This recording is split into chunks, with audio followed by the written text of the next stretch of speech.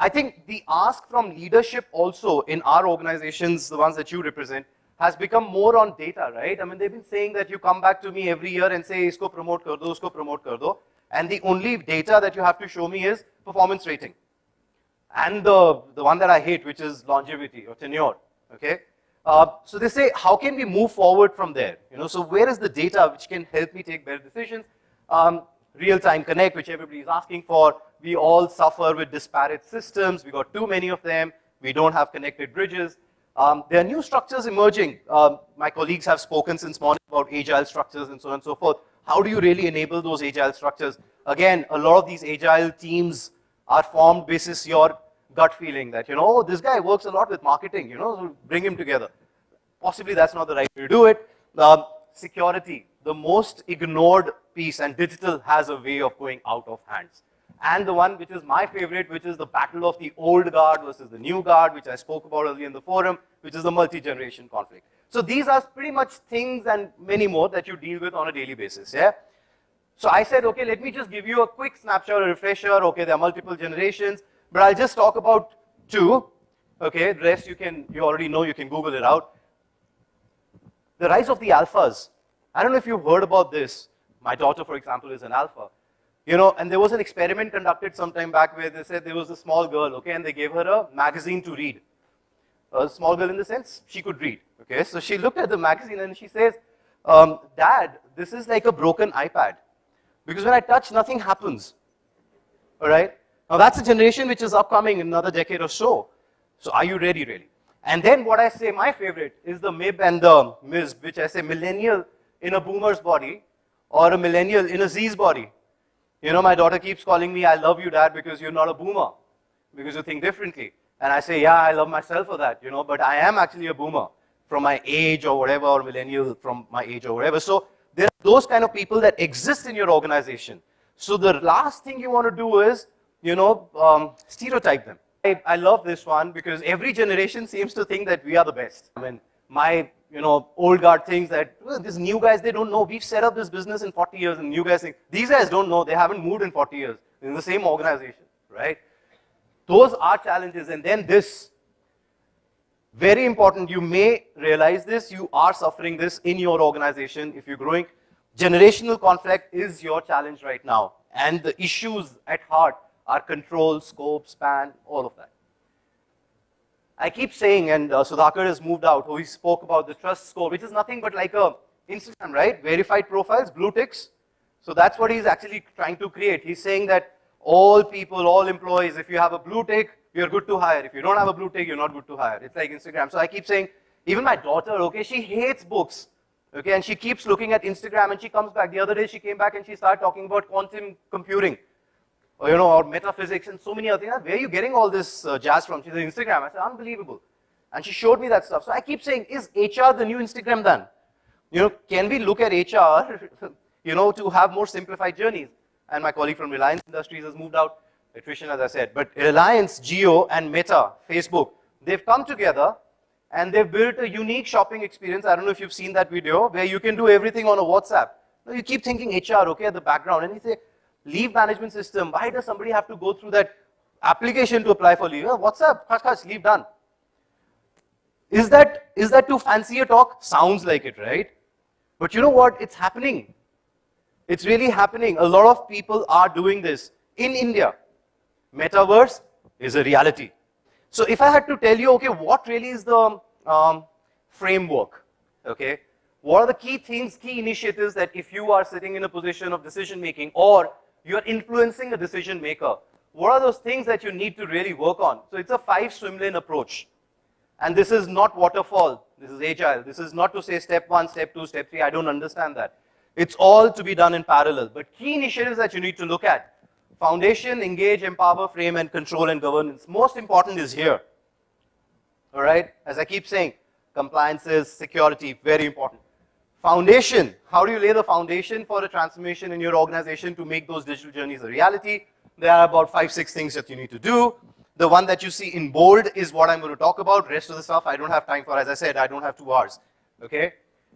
But broadly, you're looking at, personalized journeys, and a lot of people spoke about personalized journeys. I want to tell you how exactly. I want to tell you what are the tools to use to actually map those journeys, and then in your organization you could do that. Engaging with leadership and the others, empowering not people, not managers, but the whole ecosystem. How do you do that? And that's where I'm going to talk about skills COE. And then framework is about creating the actual framework for execution. A quick show of hands, how many people have heard of organizational network analysis? 1, 2, 3, lovely, I love this. So that'll be something new for you all, okay? And I'm going to show you some screens there. And that's pretty much what the structure is. But you know what my favorite part is? That I think HR has to start reimagining itself to say that can HR policies, structures, everything that we do, can it be of the people, for the people, by the people, not by HRs? Okay? The day you start reimagining that and you start thinking on those lines, I think you would have cracked it. All right? And you see some glimpses of that going forward. So the first thing I'm going to talk about is experience journey maps. Somebody in the morning spoke about saying that, you know, HR is equal to tech. Here's my view. I think HR is not just equal to tech, is also equal to marketing. Customer journey maps, any marketers in the room would have heard of it. E-commerce guys came up with it first. They said, okay, if an employee has to buy something online, what are the 1, 2, 3, 4 steps that the person does? They mapped it, and then they said on step 1, these are the empathy maps. Design thinking, empathy maps to say, thinking, doing, feeling. Okay? And if this is the thinking, doing, feeling, then I need to correct something in my process. This is pretty much what a customer journey maps look like. Similarly, they also started creating personas, that not one customer or not all customers are the same types. Different customers behave differently. Okay? They have different personas. The same practices have now been adopted by HR practitioners to say, where are the personas? Which are the personas in my organization? Manager employee is not a persona. It's just a classification of an employee. I believe, and some of you may agree, disagree, whatever, but I very strongly believe that an Apple user is different to a Windows user in a persona. Right? If that is a variable, then probably what the Apple user needs in an onboarding program is different to what a Windows user needs. Some people still love 8 hours of training programs. Some people don't have attention span at all. Where is your persona? Have you thought about all of these things? First and foremost, map your persona. Stop talking technology. Get into hardcore basics. Once you've got the personas, then you need to do something known as a journey maps. So we keep talking journey maps and this and that, blah, blah, blah. Somebody said experiences and all of that. What does it look like? This is how it looks like. And it's beautiful, it's simple. It just looks complicated, but it's extremely simple. I'll quickly deconstruct this for you. This is a N-3 level of a process. That this is one business process or one employee journey process called booking of a business travel. Now what this does, this is a study and it's got design thinking at the heart of it, okay, no tech again. This basically says that for a certain persona type, what are the different stages in going on a business travel? So there is a planning, there is a booking, there is a post-booking, there is a travel and stay, and then there is a post-travel, which is my claims and all of that. That's the first thing that it does. This is all brainstorming. You sit in a room and you hash this out. The second part, which is here, is to say what happens in this process. What is the doing? So there are 3 parties. There is a manager, there is an employee, and there is some travel system sitting somewhere. Okay? And some stages there will be a travel desk. At some stages there will be a system to claim forms. At some there will be a hotel where you're supposed to stay. A lot of this is just a plain vanilla process map which you create by observing. The next stage is which I call the rubber meets the road stage, which is the actual empathy map. What are you thinking, feeling, experiencing? Thinking, feeling, experiencing at each of these stages. But a woman who was expecting and possibly 3 months into pregnancy, and if I have to say, hey, listen, you're a salesperson, persona, and you're supposed to go to, let's say, Amritsar, okay? For a persona like me, the first thing that I will think is food, okay? But for this woman, possibly it's okay, it's a long travel, you know, I'm due and all of that. So what are you thinking really? So you try and create that empathy map for all of those personas, saying that what are they thinking, feeling, and experiencing. Both parties, manager and an employee. When you hash that out, then you create the final piece at each of these stages, saying what are the opportunities, therefore what do you have to correct. For example, in this slide, which is not visible, the big thing that comes out is that when the person applies for a travel, okay, the person struggles to find out the per diem, TADA, entitlements. Okay, for that they have to go to a separate section, hunt for policies for everybody, all levels. So my level, which is the one applicable to me. So it is about 4, 5, 10 minutes which is spent there to hunt for that information. So the obvious thing is, when you're applying for that travel, there is a pop-up or a notification saying that when you go to Amritsar, 4 days of travel, this is the amount of money that you make in TADA. That was one output that came out of this slide, and many others. Now this experience journey map, if you do it well, what would you have arrived at? You would have actually arrived at a solid diagnosis of your process. You would have arrived at which are the areas I need to automate, which are the areas I don't need to automate because they are doing well there. When you do this experience map, that's when you get your real opportunities, the areas that you need to improve upon. HR orchestration, okay, and this is the digital orchestration of HR. Keep talking about systems, platforms, technologies, tools, okay. A lot of us still have legacy systems in our organizations, whether it's an SAP SF or an Oracle or whatever. And then we talk about the new age ones that are coming and we struggle. Where do we park everything? And if you're a part of the earlier conversation where I was saying that a lot of these are basically just glorified Excels, okay. So what I have created for you all is a 4-tier architecture. If you're thinking technology, if you're thinking architecture, if you're thinking digital, this is a 4-tier architecture that you should go and show your whoever is driving technology or whatever in the organization and say, the bottommost layer of your technology orchestration is about something known as a system of record. This is your record and interaction layer, where everything which is basically got employee masters or records, they sit here, along with the glorified Excels of performance management, succession planning, career planning, so on and so forth.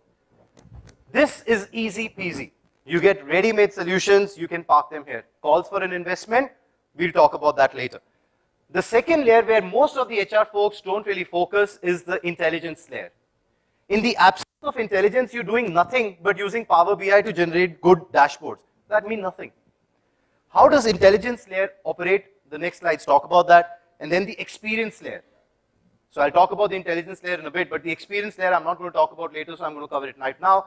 The objective that all HR folks should have is think that, you know, the world today, the employees today, they ask for instant gratification. They do not enjoy too much interaction with systems. So what are they saying? Can you make my life simple? Can you take technology under the hood? Can you just have a bot which does everything for me? I gave an example in the morning. I'll give you another example similar to that one. And this happens in a very large retail outlet in Dubai. A store manager in the morning gets a notification at about 8:30 saying that 4 people in your store are not going to come into the office today. Okay, they are on leave. However, there are 4 people who can be deployed from a certain other mall to your store. Why? Because the expected traffic or footfall into that store is going to be lesser today. That's the prediction that it does. You say, okay, fine, I want these 4 people coming to me and not to that store. In the morning itself, a notification goes to the transport desk saying that drop these 4 people into the other mall, not this one, because here they are needed. So that's how this whole thing kind of works. Skills is a very important subject today. It's being conversed upon. Skills COE basically says that you have been creating job descriptions and asking for certain skills. Can you now go out and net scrape this through AI and ML and say that for an HRBP with 7 years of experience, what is a Pfizer asking, what is a Flipkart asking, what is somebody else asking? You get all of that input through internet, through net scraping, to say that these are the key skills that the world is asking. You look at those key skills, and then you do something known as skill gap analysis. When you do a skill gap analysis, you get a score, a skill score index of the company to say that HRBPs in this company are at 80% or 60% readiness. Similarly, the impact is on talent acquisition. Best impact is on learning journeys. All right? The other best impact is on talent management. So next time when your manager or when your leaders are sitting on promotion conversations, they look at not just the longevity, they don't look at just the tenure, etc. They look at also the skills for the current role and the desired or the next role. So the conversation is now data oriented, it is on skills, not just on the age of your, or say. How do you map skill to a KPI? So you know you have to do a KPI, but what are the skills you need to deliver that KPI? You can get this information from net scraping. And for that particular skill, how much do I need to pay you? So the total reward and the comp and bench structures these days are being built basis this information. But in one of my previous avatars, I had this problem. We're a 40-year-old retail company with people who've been around for 40 years. I think it's a lot to do with empowerment at the top. We keep struggling. If you're a transformation person, if you're reporting to a CHRO, it's not going to work. You got to get the sponsorship from the owner of the business. You got to get sponsorship from the CEO, nowhere else. And if you do not have that empowerment, it will not work. Second, democracy doesn't work in transformation. A lot of this is autocracy. I'll tell you an example. Evolution, right? Evolution from monkeys to humans, it took us millions of years. We're not talking evolution here. We're talking transformation. Transformation is quick, immediate, and is painful. So these have to be, a lot of these have to be very autocratic decisions where somebody hammers the nail on the head and says, this is happening, like it or not. Okay? And third is the softer approach, which also has to be done, which is about changing the mindsets. You know, education, handling unconscious biases, all of those are relevant. A lot of people do that. But all these three factors need to come hand in hand. Empowerment, you know, autocracy versus democracy, and then bottom-up approach of, you know, building a cohesive ecosystem and helping people align.